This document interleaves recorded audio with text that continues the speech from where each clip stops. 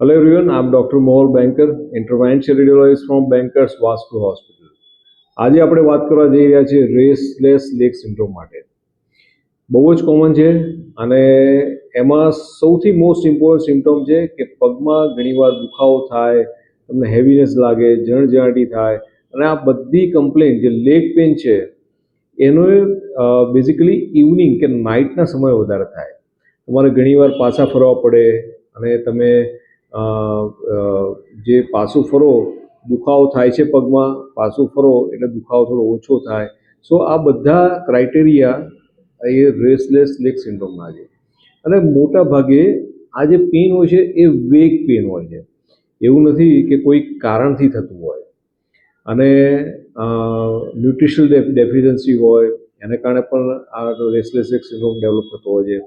બીજા કોઈ પણ કારણથી ડેવલપ થતો હોય પણ ultimately in the most of the time there is a idiopathic, જે મેડિકલ લેંગ્વેજમાં કહીએ ઇડિયોપેથિક, કે જેનું કોઈ કારણ વેલ ડિફાઇન્ડ છે નહીં.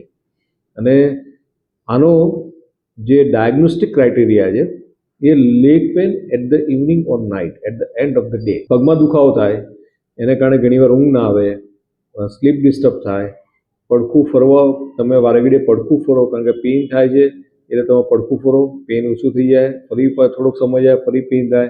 જે પગના દુખાવાને કારણે તમે કન્ટિન્યુઅસ તમને ઊંઘ પણ ના આવે. આ બધા જ જે સિમ્પટમ છે એ રેસ્ટલેસ લેગ સિન્ડ્રોમના છે.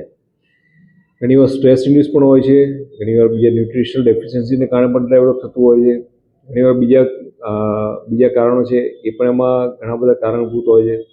સૌથી ઇમ્પોર્ટન્ટ વસ્તુ એ છે કે એને ડાયગ્નોસ કરી અને બને તો એની સારવાર કરવાનું. અને સારવારમાં જનરલી જે ન્યુટ્રિશનલ ડેફિશિયન્સી હોય એને આપણે જો ક્યોર કરી શકીએ, એ ડેફિશિયન્સી જે ધારો કે આયર્ન ઓછું છે, વિટામિન ઓછું છે, એને તમે રિપ્લેસ કરો તેનાથી ઘણીવાર આ સિમ્પટમ રિવર્સ થતા હોય છે. સો યાદ રાખો, restless leg syndrome is very very common in our society. ઘણા બધા પેશન્ટને યંગર પેશન્ટમાં આ ડેવલપ થતું હોય છે.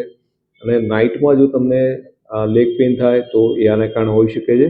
અને એના માટે તમે સ્પેસિફિક તમે ઇન્ટરવેન્શન રેડિયોલોજી ક્લિનિકમાં જઈ અને એની સારવાર કરાવશો તો વગર ઓપરેશને કોઈપણ જાતના એના કટ ટાંકા વગર તમે એની સારવાર કરી અને આમાંથી મુક્ત થઈ શકો છો.